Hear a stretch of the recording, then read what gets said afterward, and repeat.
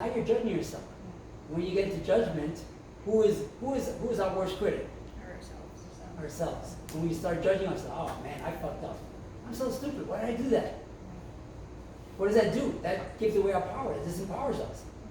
So one of the first steps is just understanding that there is no right or wrong. It's just you want something different, do something different. Instead of telling yourself, am I doing this right or wrong? No, there is no wrong way. If you are getting into a, first of all, you're separating time for yourself. You're doing something to yourself. Bingo, check off. That's great, fantastic. That's like one of the hardest things people can do, and you're doing it. Starting something new is one of the hardest things people can do, and you're doing that.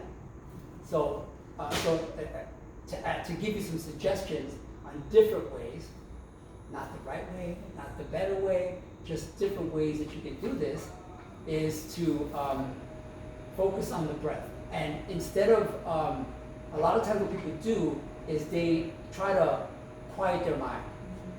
People hear, quiet your mind. Make those thoughts go away. It's impossible. Especially for people who have defined minds within human design. It's literally impossible. Yeah, exactly. So why are you going to try to, that's being in resistance. When people are trying to get rid of those thoughts and push them away and clear their mind, that's actually being in resistance instead of acceptance. So when you accept the space that you're in your mind, say, yeah, okay, I'm thinking about this thing. All right, I'm gonna engage. I'm gonna embrace it. I'm gonna engage whatever, even if it's dark or depressing, whatever. I'm gonna go with it. This is what I'm thinking. This is what I'm feeling. I'm just gonna engage it and follow it through and see where it goes. And then shift, reframe everything that you're thinking in your mind about a particular situation. Reframe it from something that is negative into something that just what? What am I gonna say? What do you think I'm gonna say? Change it from negative to? That's what everybody thinks. Instead of changing it from negative to positive, just change it from negative to neutral. There's no judgment. Because even positive is a judgment.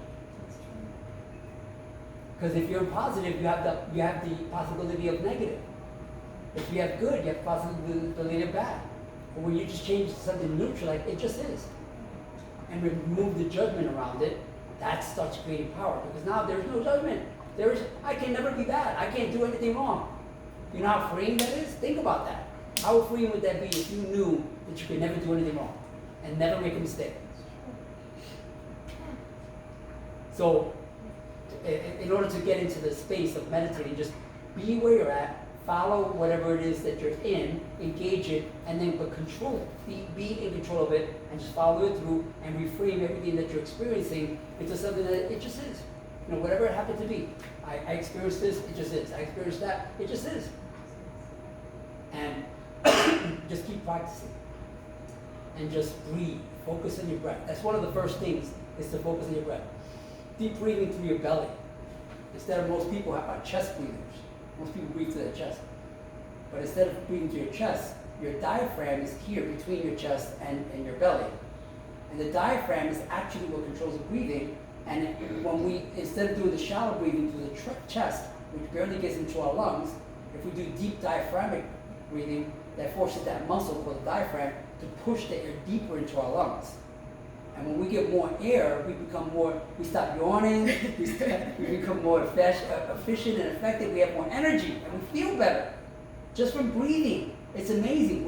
Anytime you're feeling depressed or down or something, stop for a moment and take 10 deep diaphragmatic breaths, deep breaths. Try that, just do 10 times, and see how you feel at the end of that. My brother did that. I suggested for him, he said, I can't believe how powerful that is. I went from being depressed, what's to be depressed about? Everything's great. Literally, just from taking 10 deep breaths in that moment. It's not something that, it's a cure, it's not gonna fix everything, but it helps. Because our number one fuel is what? It's not water, it's not food. What can't we go without more than a few minutes? Breathing, exactly. So that's our most number one fuel. So increasing the breath and focusing on the breath while you're breathing. Think about it. Think about everything that you do. Just get fully present in what you're doing. Anything that you're doing. This goes for anything in life. But in particular, when you're meditating, that's where it really starts to become fully present in your meditation. Is to think about your breath. When I first started, I would think about the air coming into my nose, going down into my lungs, and then going from my lungs into the capillaries and into all the different blood vessels and going out to the different parts of my body, all that air going out and replenishing everything that I need and helping me. I visualize these things in my mind. And when you start thinking about these things or what you're doing and then being present in your mind, it kind of, and you're still going to get stray thoughts. They'll come in, you know, oh, that thing that happened in the past, the thing that could happen in the future. It'll come, and it's okay. Accept it that it's going to come to you. You say, it's fine. But I'm going to come back here. Once I'm done with that thought, I'm going to come back here and be present in my body. And when I do that, when I'm fully present thinking about my body, I'm so busy with my body, I can't think about anything else. So? There's an app that my chiropractor suggested for me that I downloaded, and I think it's called Breathe. So after we're done, I'll show it to you. And what it does is it actually, it's a audible indicator for taking the breath in and then holding the breath and then breath in and holding breath. And so it actually trains you to go deeper and deeper into the breathing meditation. It's really cool, so I'll show you. Thank you. Cool, thank you. So we've talked about detox symptoms. We know that we're going to have them. We're going to accept them. We just let it go, let it be part of our journey, and that's going to make it a lot easier and more pleasant for us to get there. So the next and the last piece is our human design. So I know that two of you are new to this. So the focus that I think makes the most sense is to talk about your strategy and your type when it comes to awakening. So I'm gonna do a little bit of an overview here on human design, and then we're gonna look at your charts and go from there. Sound good? Good. Okay. So when we look at your human design type and strategy, that is going to give you some indications for how you can ascend in the best possible way, or most fastest, or most efficient, whatever way for you. So a quick summary of human design. Human design is based on Eastern, Western, and Vedic astrology, I Ching, the Kabbalah, quantum physics, and the Hindu Brahman chakra system. So it's based on all these ancient systems that in and of themselves are very complex and very accurate, but when you combine them together, you get a super accurate, pinpoint, laser focused, who are you and what are you here for, and what is your best strategy and how can you function in this world and what are you here to do while you're here? It tells you. It's a map. It's basically a manual for who you are. I've been looking at my chart for almost 3 years now. I've been learning something new almost every day. So there's a lot to know and there's a lot to learn, and it can be overwhelming and confusing. So I'm going to try to stick with two very basic, simple principles today: your type and your strategy. So to get into that, I want to say as an overview, these are the types. There's only 4 types in human design, so everybody is one of these types. Generators are most of us on the planet. We're the builders of society. We make up the majority. And the second biggest group is projectors, who are guides. Now, I know Ray is a projector, and you're a projector, and you're a projector. So we'll probably spend the most time talking about projectors today, just because we've spent more time on generators in the past than the rest of us in the room are generators. But we're more familiar, so we'll focus on the projectors, so that'll be your focus area shortly. So projectors, you guys make up 20% of the population, and you're here to be guides, and Ray's going to talk more about that in a minute. Manifestors are initiators. They're the only type that are designed to initiate, to inform. Everybody else has to wait for something. We'll get into that in a second. And then the reflectors are like the mirrors, like the shamans of the group, 1%.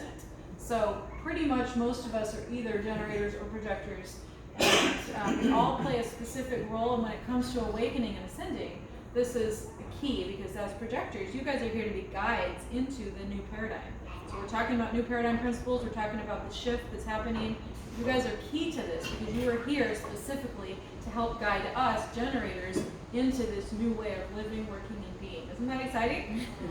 So the fact that you've always been different, and you know intuitively that you're different, right? And you've probably felt like that was a bad thing or a challenging thing, but now we're going to help you see through your human design. It's a beautiful thing, it's an amazing thing, and it positions you very uniquely to be a leader in this very new energy that we're transitioning into. So with that, let's just talk a little bit about the strategy. So each type has a particular strategy, and the idea is that we're conditioned and programmed to say there's just one right way, right? Just do it, just get it done. We're in the Nike society, just do it. But that's not actually gonna work for most of us, and that's the point. So so you determine what type you are, and then depending on your type, you have a strategy. So for the projectors, you're here to wait for the invitation. I'm gonna have Ray talk about that in just a minute. Generators have to wait to respond. Manifestors are the only ones, again, that can initiate. Reflectors have to wait an entire lunar cycle, which is like 28 or 29 days. And projectors have to wait for the invitation. So just a quick summary to give you context of how you fit into the bigger picture. The strategy for manifestors, they have to inform others before acting because they're the ones that are going to initiate. And so they're going to take action, they're going to tell people what to do, and that's going to create stuff that's going to affect everyone. So their strategy is to inform. So an example of that would be if I was a manifestor, I'm going to turn off the lights in a minute, and then everybody knows the lights are gonna go out because I'm gonna go turn them off. It's simple, it's silly, but the idea is we have to, as manifestors, they need to inform others before they act, ideally, that's what they're designed for. Got some famous manifestors here. So I'm gonna skim through a lot of this and focus on just the projectors. But to give you context, strategy for generators, we have to wait for something to respond to, and we're not meant to initiate, and that's what we're conditioned and programmed to do. So we got some famous generators. Now we're going to get into the projectors. Ray, why don't you talk about the strategy for projectors and how you have to wait for the invitation? Yeah, so throughout my life, not knowing that I was a projector, I tried to be like everybody else. Try to be like a generator, which is most people, and follow society and like initiate. Just do it, go do it. Be a doer, get things done. Okay, but that's not us. And when I would go to my family and say, oh, I've got, they would come to me and say, oh, I have this problem, that problem, and I say, well, this is what you gotta do, X, Y, Z. They say, I didn't ask you for that.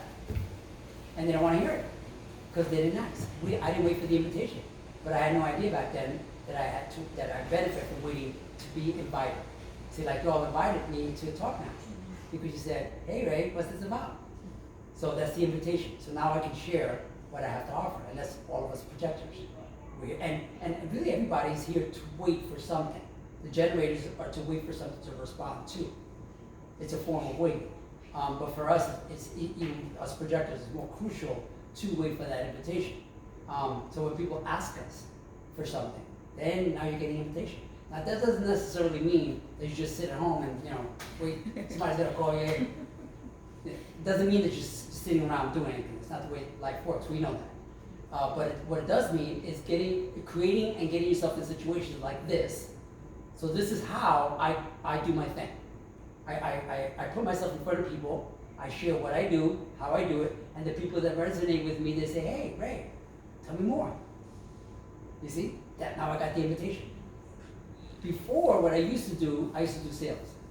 And it's like the hardest kind of sales. Knocking on people's doors, businesses' doors, trying to sell credit card processing, going to merchants.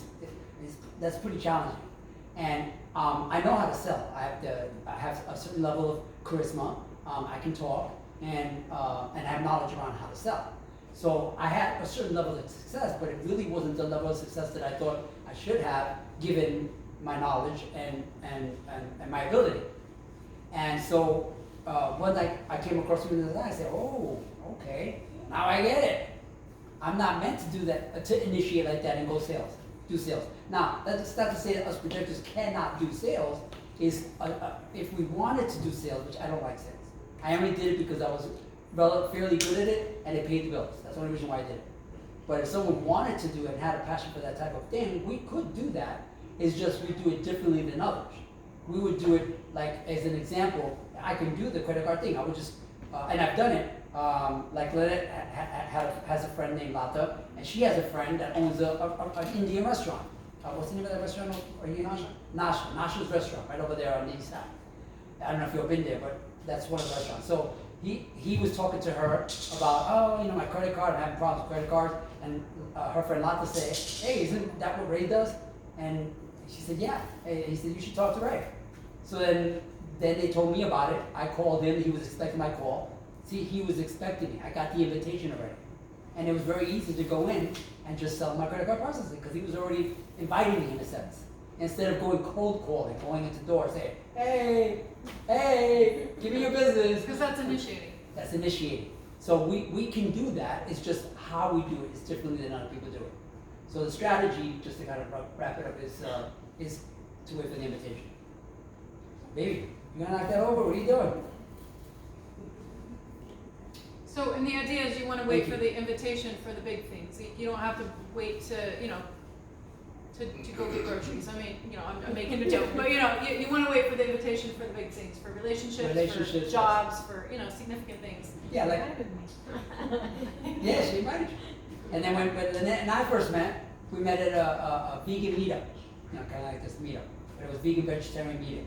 And I was online waiting for my food, and she said, hi. And she said, are you here for the meetup? I said, yeah. She said, would you like to come sit down with us? She invited me. There it is. I had my invitation. And we've been here now 5.5 years later. So that's the kind of thing, invitations. That's the strategy. So she has yet to fix this. I've asked her to fix this. But who knows who this is? Real quick. Anybody know? Joking. You know? Everybody knows. Okay, everybody knows. All right, so you guys know. You guys are informed. You know who that is. I want more recent people. I want like a Freddie Mercury up there. Yeah, that's why I love Freddie Mercury. Yeah, I want my picture up there. Okay. Obama, the most famous. Yes, and reflectors are the last one. They're just 1%. My sister is a reflector, and she is a shaman in training. So they're meant to be like the shaman of the group. They are lunar beings, so they're very affected by the moon cycles. They cannot make a quick decision. They literally have to wait 29 days. So because their charts are completely open. This will mean more to you as we get into your chart. They're very unique, and they can almost they can read your mind. They can tell. I'll give you a quick example. Ray and I were at a business networking event a few months back, and I met this reflector, a 5/1 reflector. And before I even said it, he said, "Oh, you do human design."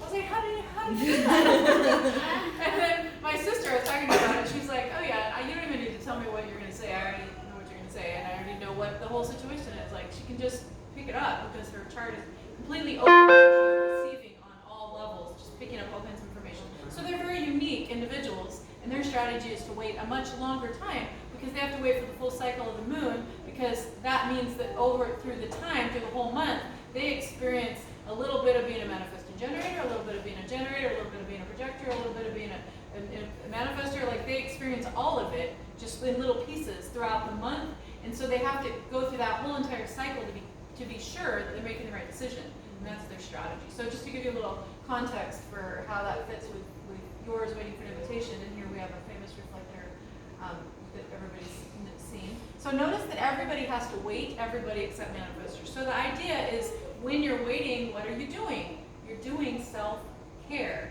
So especially for you guys that are projectors, this is really important. You're supposed to focus on what's yummy for you.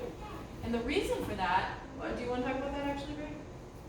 I'm an expert in yumminess. You want to talk about why it's important to self-care while you're waiting? I have a hypothesis. Okay. I mean, Go for it, yeah. aren't projectors essentially very commonly people pleasers, give to everyone else but themselves? I mean, I tend to maximize my energy, so then I become flaky and bail on people. I mean, essentially, I didn't even learn what self-care truly was until maybe 6 months ago, which I always, thought it was funny to get my nails done and go get a massage, but really it's almost essential for my survival. Absolutely. Taking care of yourself, yes.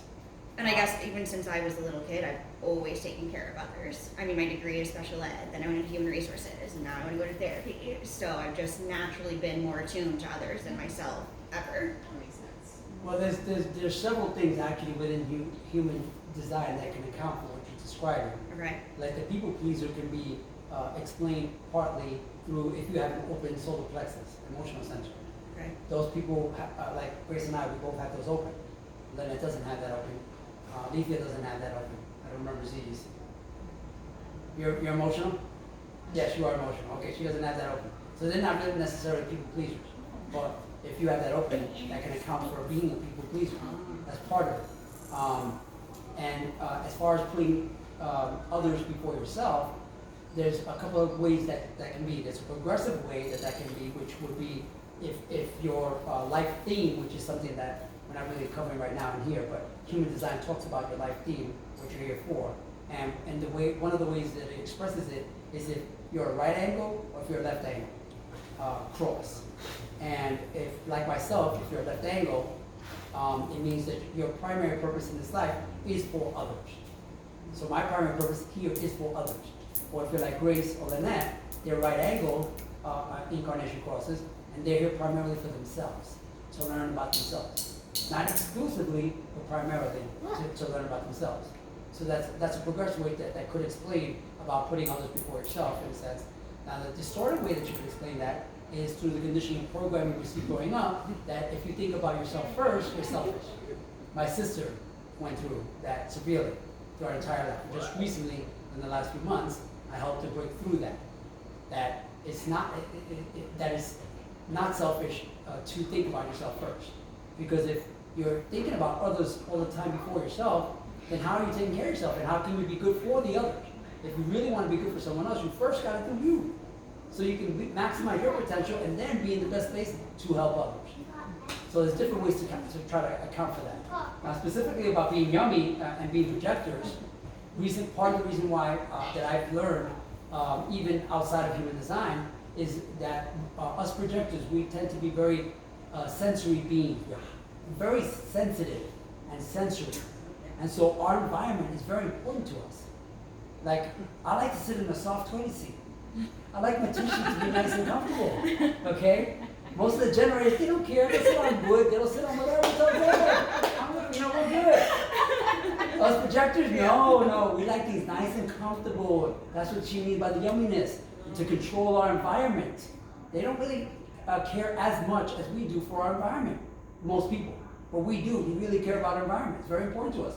When I was a little kid, my mom told me that if my hands got dirty, I would cry, Mom, clean my hands! I would freak out. Gotta clean my hands! I hated dirty hands when I was a kid. And that was my daughter, who's also a projector. Yeah. So Okay. we're very sensitive people. So that's kind of what she means about self-care, taking care, being aware of ourselves and why we benefit from having these things.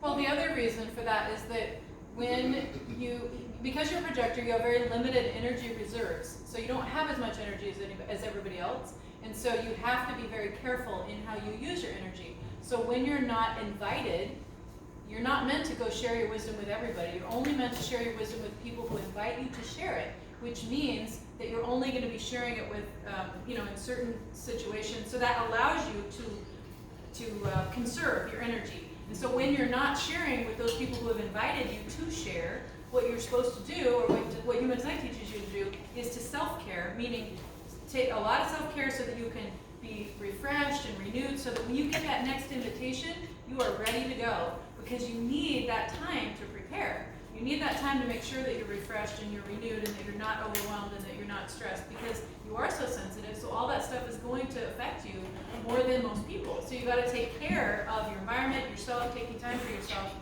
so that you are able to accept the invitations when they come, and they don't necessarily come all the time.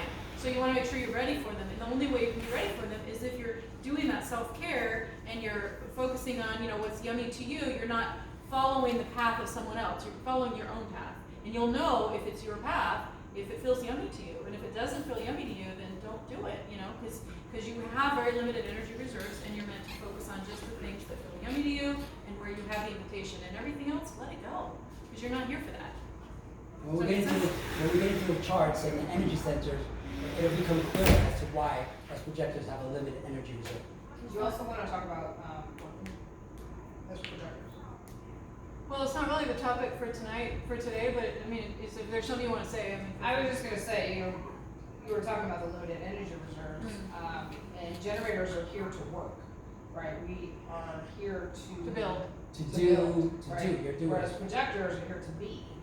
And so, Ray has found, just through his life that, working at a 9-to-5 job was never something that resonated with him. And my daughter, as a projector, from very little, very early on, she took more naps than I've ever seen anyone take in my entire life, and her room was always a disaster area. She doesn't have the generator motor that I have. Yeah. So she doesn't have that consistent source of energy to do work, and now she's a nurse, and, you know, she's working 12-hour shifts, and it's literally killing her, because she's having to expend way more energy than she has. And so, you know, she's looking to shift to reduce the number of hours that she works in a day, so that she's not, so overwhelmed. You know, because it's forcing her to expend more energy than she has. She is the type that would rather just stay in bed with a book Can you explain that to my all parents? day. Right. Yeah. So I told her now, I'm like, you are not here to work. This is not what you're here to do. Not You are- physical labor. You're not here for the physical labor. You are here to be. And so for projectors, finding work that doesn't require you to expend as much energy It's really hard. it's hard to find, and but it's important, right? Yeah. To be able to choose the amount of hours that you It's have. definitely out there, it's just a matter of focusing, understanding where, you know, who you are, where you're coming from, and projecting that. And you tell me what you think, but I have this weird struggle too where like I don't want to be top dog leader of anything, but like I don't want to be at the bottom either, but like I only will truly share when I'm most vulnerable if you get me in a position where I'm like comfortable and safe. And I don't know, like my parents always ingrained like be a leader, which I think, you know, I genuinely am, but like never have I had the desire to genuinely be in charge of others or There are different ways to lead. okay. Leading is not just one way, there's not just one way to lead. You can lead by example. That's a way of leading. You can lead by guiding others, like I'm doing right now. I'm leading, I'm guiding. That's a form of leading. So there are different ways to do that. But in our society, you know, there's kind of like just one way Right. to be a leader. I just feel like to be a manager, Be a manager, Right. lead other people, manage other Yeah. people. but, you know, But that's not really what we're here for. Especially as projectors, because we're here to be one-on-one. We focus on one person at a time. Shoot. Is that why people are so, like where I work at, I'm just there to do something that they open up to me and they tell me Yes. everything and it's like I feel like I'm a therapist, I need a chase. Is that why? Yes. Yeah. fine. Well, Wow. here's why. So you're saying that here's your chart. So your chart is open, and so what that means is when we look at the chart, the first thing that you notice is the color, right? So there's 9 centers, and when you think in terms of color, the color is what you're broadcasting. I mean, and there's a lot more detail, but I'm just trying to hit at the high level so you understand what you're seeing. So the color is where you're broadcasting, and the white parts of your chart are where you're receiving information. So when we look at your chart is really wide open. What that means is you're picking up a lot of information from everybody all the time. So it means that you're very sensitive. Actually, before we start this, let me just make sure. So what we talked about with projectors for both of you, did that resonate with you? Oh, and I'm highly sensitive. Okay, so it resonated with you too, so you see that. Okay, great. What's her profile? 4-6. Okay, all right. Like my sister. My sister's a 4-6. So And you're a right angle. So that means you're actually here to know yourself better. yes. Oh, and Kendall, you're a right angle. Your neck is crossed. oh, yeah, You guys I actually. should send cross. Yeah. So Yeah, you're the here same to. life theme. Yeah, so you're here for yourself, to know yourself, and you're here to, do you want to summarize your cross today, or do you want to? No, go for it. So the right angle cross of consciousness is about helping to fill in the gaps for people, so people will come and tell you stuff, and you'll be like, okay, but what about this, what about this, what about this? You're able to see kind of what's missing. That's his high level summary. There's a lot more to it, but does that resonate? Yeah, that I see shades of gray. Yeah. Okay, Yeah. yeah. Okay, so there's a lot of things that we could talk about, but in the we've got about 20 minutes. I want to be sensitive to time. We're actually in the meetup we said 2 hours, so we'll start a little bit late. Are you guys okay to keep going? I'm okay. Okay, great. We do have to be out of here by 5 because they open it up to everybody and they start bringing the music up at 4:30 and people start coming in here to drink. So we do need to wrap it up around 4:30. But for the next few minutes, what I'd like you to see, the 2 things that I want you to get out of this is type and strategy. So for both of you, are your projectors, and for you and Alethea, I mean, you guys already know this a little bit, but think about your life in terms of your type and your strategy. And when we think about raising our vibration, the idea is when we look at our human design, what does our human design tell us about how we can raise our vibration? And there's a lot of ways we can answer that, but the way I'm going to propose that we answer it today is in terms of your type and strategy. So focus on that. So your type is projectors. Everybody else, and you're projector, obviously. The rest of us are generators. So that means that when you have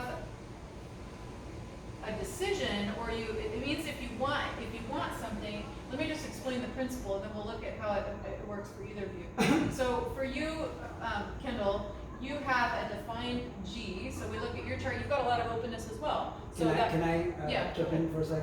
I think it'd be beneficial if we just gave like a quick overview of the energy centers. When you say G center, they have no idea what you're I was talking just about. about to get to it, but do you wanna do that? Sure, Little overview? absolutely.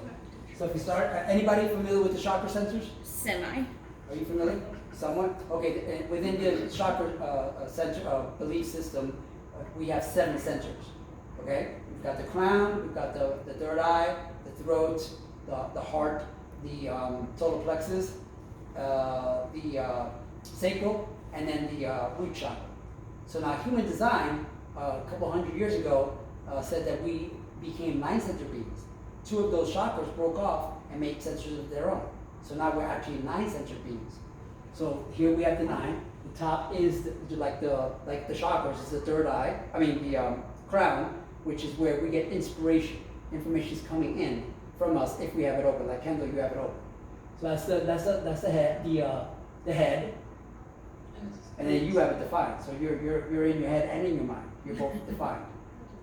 So that's the head. What does that mean? Do you wanna? First I want to do the center. So we got the mind, the head, the mind, the throat. That's the throat center where we express ourselves. Then we've got this is part of the heart. These 2 right here were the heart chakra. They split off, and now this is called the G center, which is your identity, how you figure out who you are in this life. Okay, and then this one here is also part of the heart. They call it the heart or the will center, which is how you express your will. Whether you have it open like that, where you're receiving, or if it's colored in, it means you're broadcasting, sending out information from that area. Then we've got the sacral, and then to the side here, we've got the solar plexus, or the emotional center. This is where the emotions reside, among other things. And then we've got the spleen over here, which is like the fear center. This is where the fears reside as well. Then you've got the last one is the root center. Okay? So now if it's open, if it's colored in, like Carmen, you have these top 3 colored in, so that means you're broadcasting from your head. Your mind, you're broadcasting from your mind. Your mind is very active. You're constantly thinking, always in your mind. Your top 2 are open, so you're constantly receiving information from those 2 top centers. And then your throat, Carmen, is also defined, which means you're broadcasting, which means you can talk, and you're meant to talk. Both of you have that defined. And you both of you have the throat defined, so you both can talk. You're meant to talk and articulate. I have that open, so I receive in that area. Doesn't mean I can't talk, as you can see I'm standing here talking. It just means I do it differently